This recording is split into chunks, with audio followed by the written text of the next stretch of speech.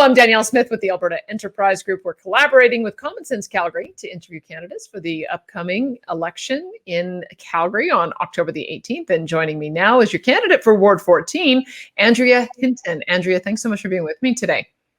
Thank you so much for having me. My pleasure. Let's talk a little bit about you and tell us about your history, what you've done in work and in your private life that you think makes you a good council member. You bet. So I graduated from Mount Royal University with a general science degree. I went on and worked in the Alberta oil sands as a laboratory analyst for several years until I was sadly laid off by the economic impact of COVID-19. And so that's a little bit of my work history. Prior to that, I worked at a veterinarian clinic here in Calgary as a receptionist. And I've also volunteered pretty consistently throughout my life with the community. I volunteered with Canadian Blood Services. I was a post-donation observer. So I watched people to ensure that they didn't have a rebleed or faint or any adverse reactions to blood donation. I also volunteered at South Health Campus here in Calgary. I was a friendly visitor, so I would visit with patients, gather them reading material, take them out for walks on the hospital grounds. And I was also a volunteer in the neonatal intensive care unit. In that unit, I held babies and gave them all the love and attention they required when they were left alone. So that's my a little bit of my work background as well as volunteer history within the community. Can you connect that to me a bit to council? Because those would all, I mean, that seems like I understand why you'd have a really high interest in healthcare, which is a provincial issue, but how does all of that connect to you being interested in running for council? I've called Calgary home for the vast majority of my life. I've always taken an interest in politics personally. And I believe that after seeing how council has conducted city business over the past several years, that I feel that there is a need for change within Calgary. Okay. So on a citywide level, I believe that Calgary needs to spend its money in a more responsible manner. I believe it could do so by scrutinizing its administration. I don't believe that we should allow the city to have a top-heavy system. And I think that the city needs to look at what jobs within the city admin are maybe redundant or which ones may no longer be of any value to the city and work on weeding those out. I'm not in favor of laying people off, especially during this economically difficult time. But I think what the city could do is identify these positions, and as people quit, are promoted, or retire from them, they just do not hire on a new person to take on that role. Another thing that I'd like to see the city do is outsource some of the services it provides to the community. If the city's able to find more cost-effective ways to provide the same service or better to Calgarians, I believe it should move forward with doing so.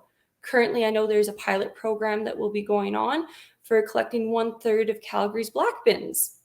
And if that works out well for the community and as well as better makes more financial sense for the city, then we should definitely explore more options regarding that. When it comes to transparency and the municipal government, I believe that there needs to be more done on that front as well. Calgarians deserve to know how their money is being spent and why. An example of this was there's going to be a new 1,000-stall parking lot built by the city on private property due to the area the new event center will be taking up. And I still don't believe to this date the city has disclosed how much that is actually costing Calgary. So I don't believe that's acceptable.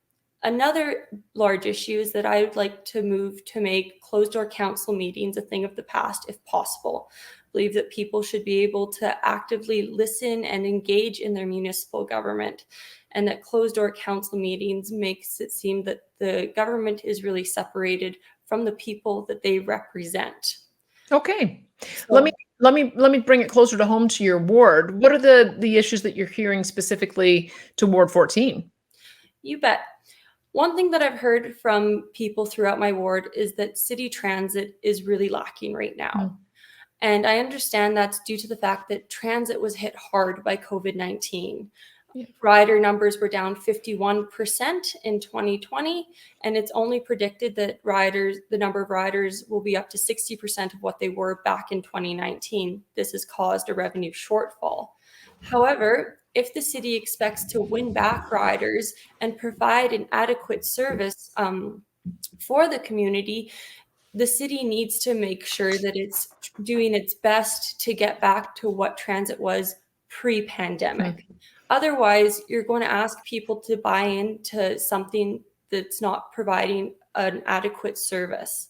So I believe that this is one of the major issues in my ward right now, since I've heard it from several individuals.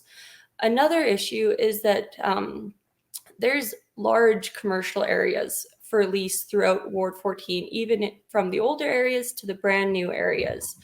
And so one thing I want to ensure, if elected, that the city doesn't get tunnel vision on downtown Calgary. We all know that downtown has a very large vacancy rate right now, sitting at about 32%.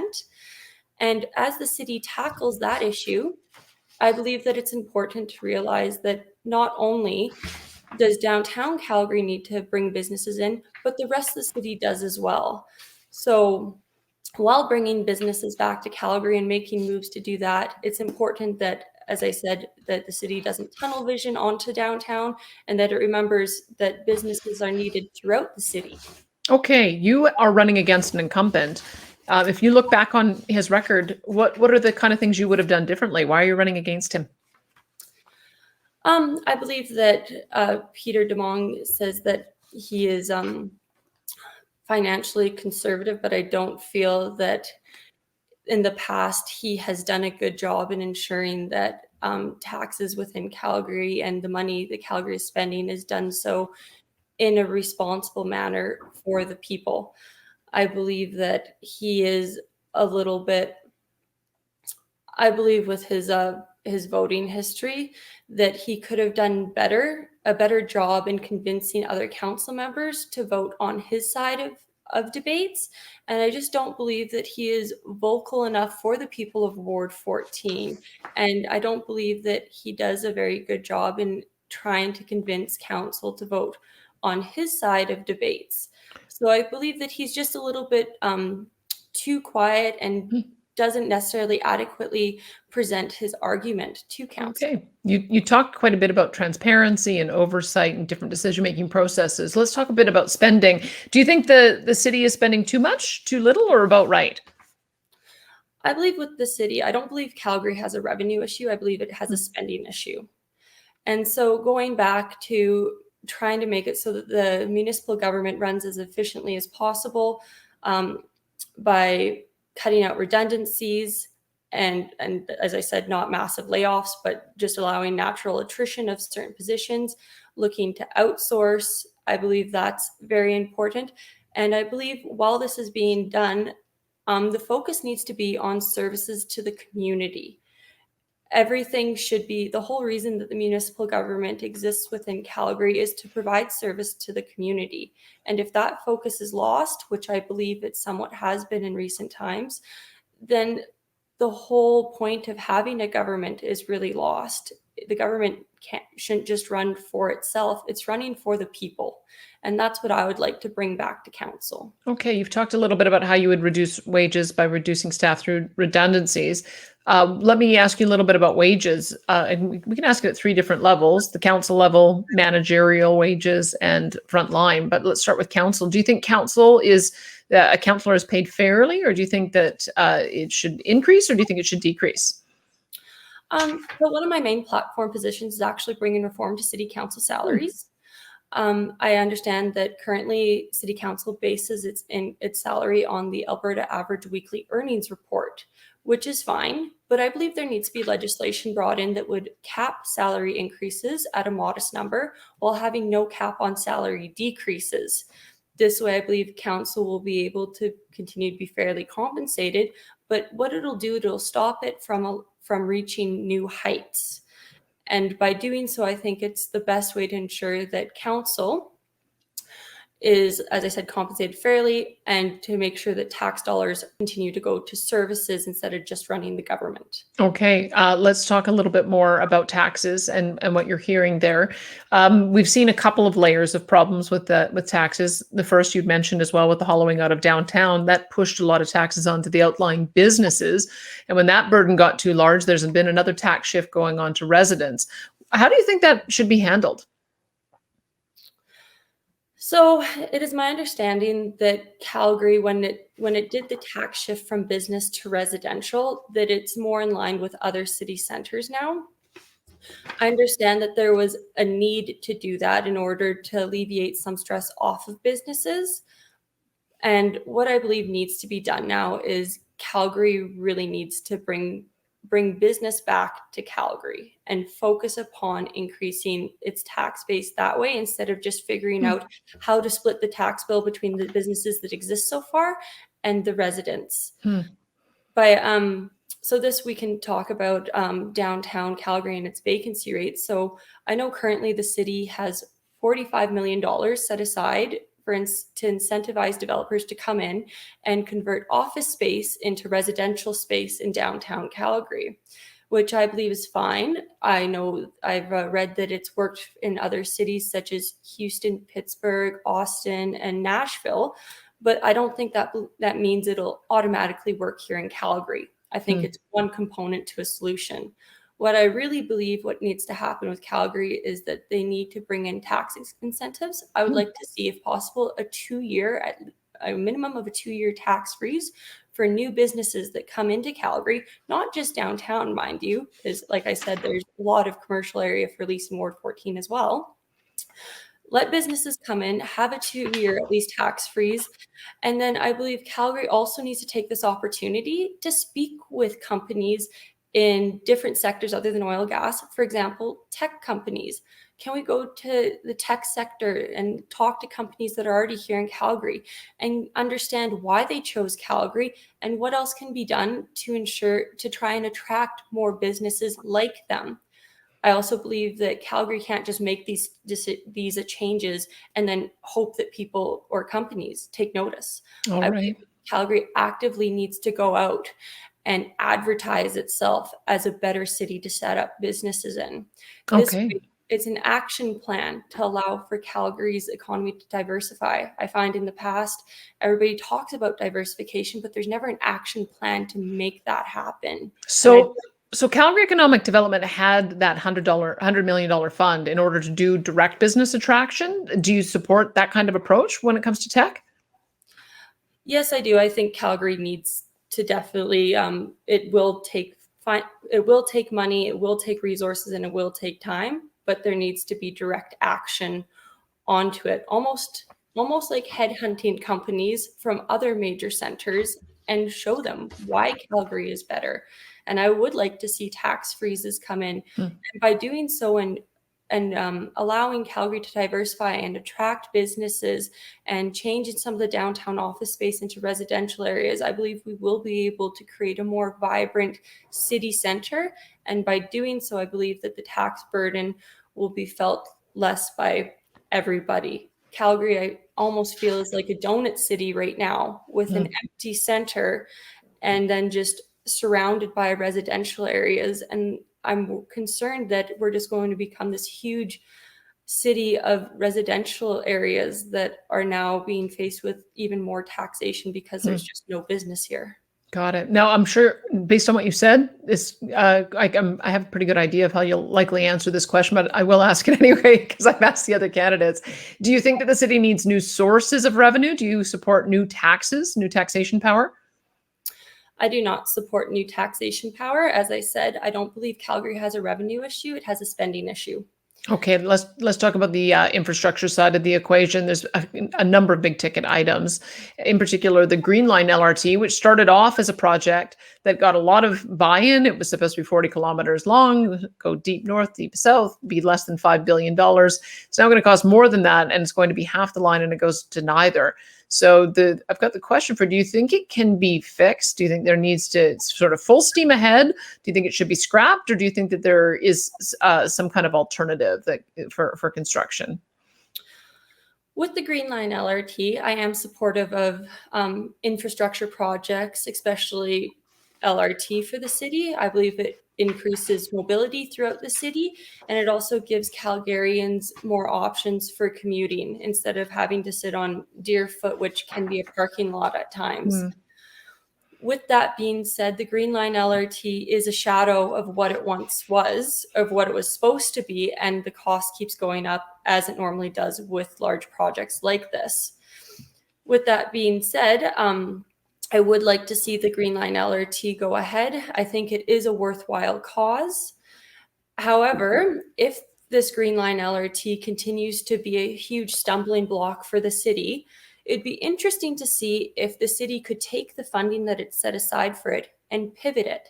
Let's pivot it into an LRT line that goes from the international airport to downtown Calgary. Is that something that would be possible? Would Calgary be able to keep its funding from the province and federal government? Is that something that would be worthwhile? And with the new event center being built, having an LRT from the airport into downtown would seem like the logical thing. If we're having large events at the event center, such as concerts and big names are coming through, I would assume that people might be flying into Calgary to see them. So if people are flying into our city, they could fly in. They have the option of having the hotels right by the airport, or they could take an LRT directly down and stay at a hotel elsewhere in the city and get to the event center. I believe it would really open up a lot of avenues. So if pivoting would be something that Calgarians would rather see for an LRT line to and from the airport, then I think that'd be something worthwhile looking at. If it would be possible, the Green Line LRT, I believe, will improve the quality of life for Calgarians. Got it. Okay, let's talk about some of the other projects, because you already mentioned one of them. There are 4 projects I want to ask you about, because when the city voted to approve these projects, they did so against the advice of the CFO, who said the city could only afford one of them. So if you'd been at the table and had to make the choice to prioritize, which one would have been your priority? The event center with the Calgary Flames, the BMO Center expansion for convention space, the Arts Commons transformation, or the Foothills Fieldhouse? Well, my personal priority would have been the BMO expansion, because I believe it could be used more so than the event center. However, the province did release the CRL fund. So the city has funding for that. So that's great that that's going to be able to happen. So then with the other 3 in consideration, with the event center, we currently do have a partner with the Flames to build that. So that's a good thing. However, looking at the event center, back when the city was going to put in $275 million for it, there was a little financial analysis done, and it was seen that with that deal, the city was going to lose roughly $47 million potentially, which I don't think is acceptable. I believe taxpayers are definitely paying enough into this center, and the city needs to ensure that they're getting a fair deal.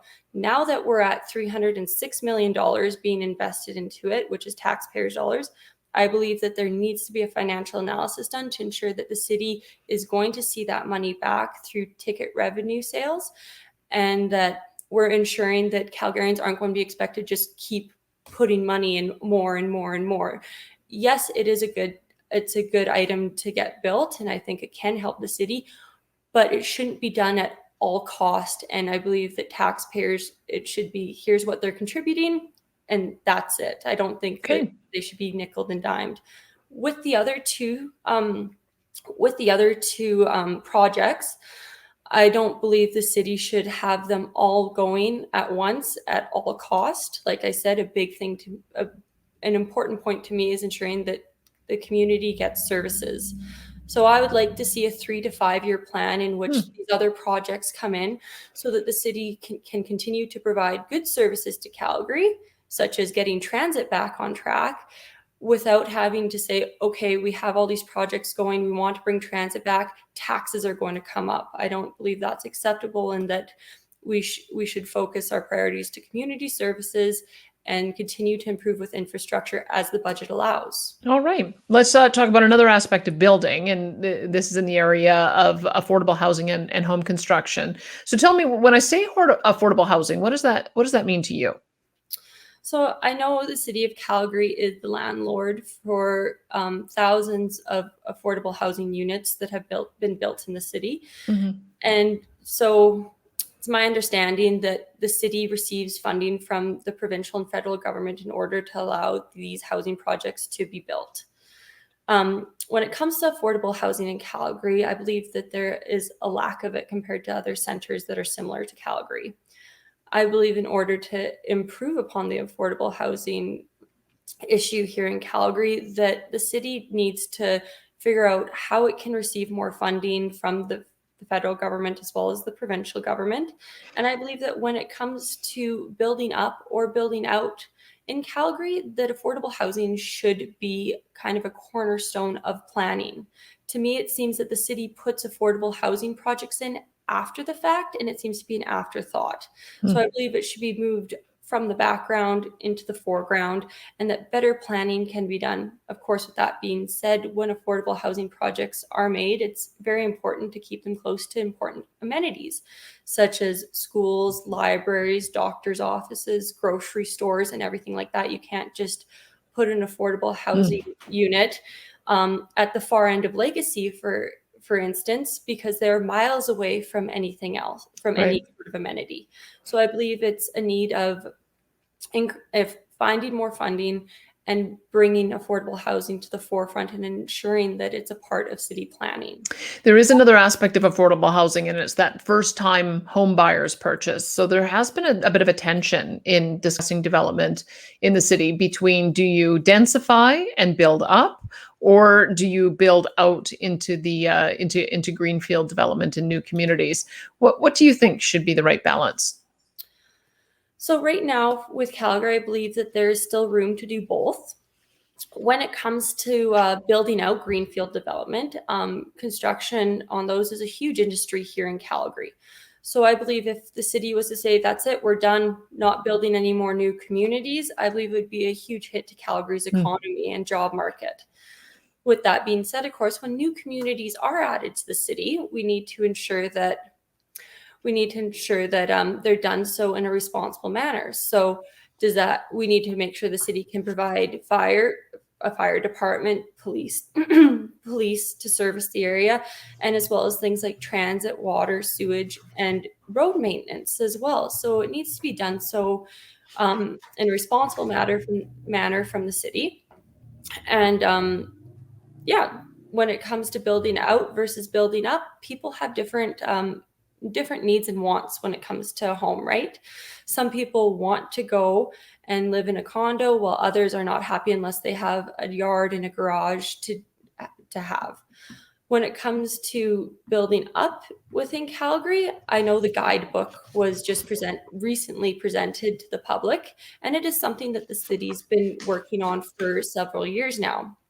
However, I feel that a lot of people are fearful of what that guidebook has in store for their communities. And I don't believe that many people understand it, and that they're concerned about what may happen if the guidebook is implemented. I think the city took a too rushed of an approach with the guidebook, and that the city needs to take a step back and actually go through and have discussions with the communities that it'll affect, have teaching moments, and allow the community to come together to better understand it. Having public engagement during COVID was challenging, to say the least. And so I believe that the city just needs to take a moment, have some very strong public engagement, and then can maybe adjust as needed, because it's the community that it's supposed to be serving, adjust as needed, and then move forward. Okay, let me ask you about a couple other questions that came up over the course of the last year. There was a movement that called itself Defund the Police. I'm wondering what that movement means to you, and what lessons should be taken from it. Um, when it comes to defunding the police, I don't believe it's a smart move. The police are there to serve the community and to ensure that people are safe within our community.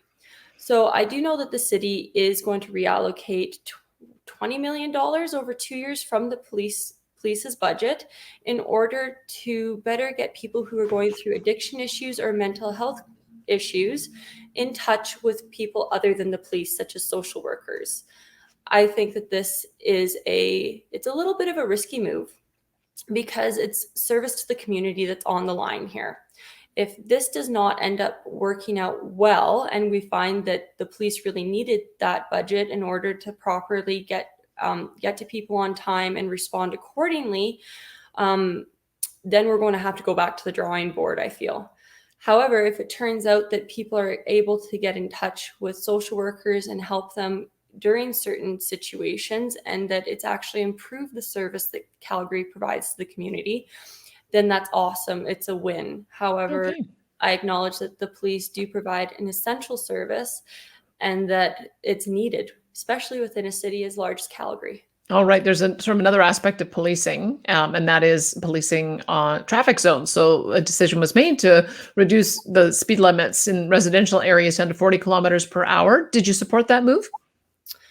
I did not support that move. I felt that within Calgary and especially Ward 14, there's some roadways that are posted at 50 where you should not be going 50. And then there's other roads that are unposted where you're going along at 40 kilometers an hour now, even though it's a 4-lane wide roadway that's divided by a little traffic island.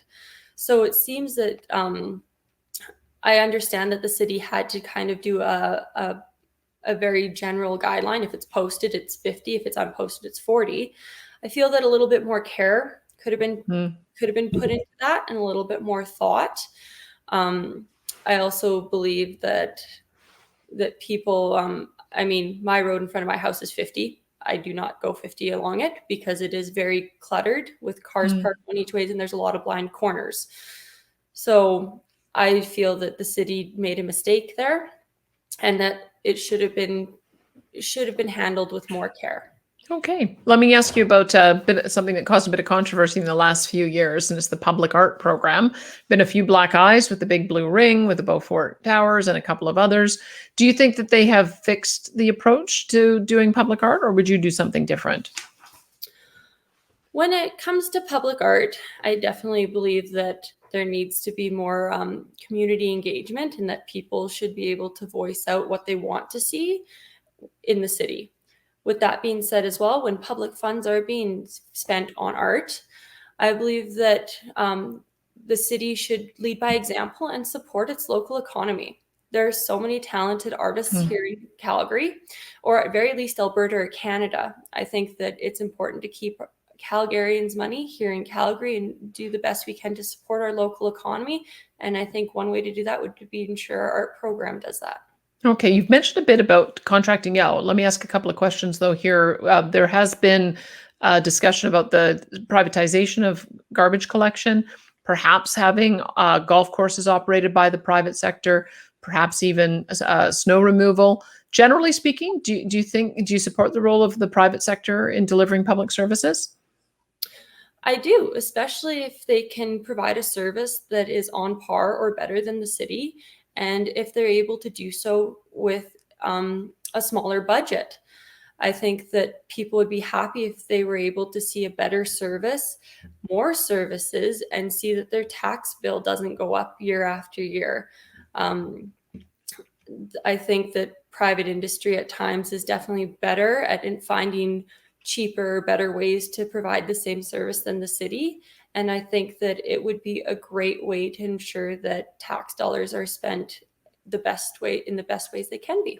All right. I'm going to ask you just now a couple of questions related to your role as a council member. There's going to be a referenda in the fall, at least a couple of them anyway, equalization, daylight savings, as well as the issue of fluoride. Generally speaking, when you look at your role as a council member, do you think that there are more issues that should be put directly to a vote of the people, or do you prefer to make the decisions yourself? So if I'm elected in as a council member, it would be my responsibility to represent the people of Ward 14, and that would be my first priority. When it comes to large issues, though, within the city, such as the Olympics, I was happy to see that it did go to a plebiscite. I believe on larger issues, you need to have direct feedback from the community, and that I wouldn't be scared to go to plebiscites on issues that come up in the future. I think that it's a very powerful tool to have. Okay, one last question. I think you've already answered it, but I'll just put it to you in a different way. If the administration was to come up with a proposal that they said would be best for the city as a whole, but the constituents, you're in Ward 14, wanted you to vote another way, how would you manage that? As city council member for Ward 14, like I said, it would be my responsibility to represent the people of Ward 14. That being said, I look forward, if elected, to having town hall meetings in order to start to see more people face to face, engage in discussion, and get a better feel for the community. Of course, people could also email me and get in touch with me via social media. But if the city's saying go one way, and I know without a doubt the people of my ward are saying, no, you should vote the other way, then I would have to represent my ward. I would also like to make a point that if that situation was to arise, I would also discuss with other council members and debate with them and explain to them why that situation has arose, and maybe that we could find some common grounds on it. Maybe the way the city wants councillors to vote isn't exactly serving the public's interest. And All right. Yeah. All right. Well, thank you so much for the conversation today. I sure appreciate your time. Thank you so much for having me. You bet. And if anybody wants to be in touch with you and follow your campaign, what's the best way to do it? You can visit my campaign website, www.hintonward14.com, or you could email me at hintonward14@gmail.com. All right. That is your candidate for Ward 14, Andrea Hinton.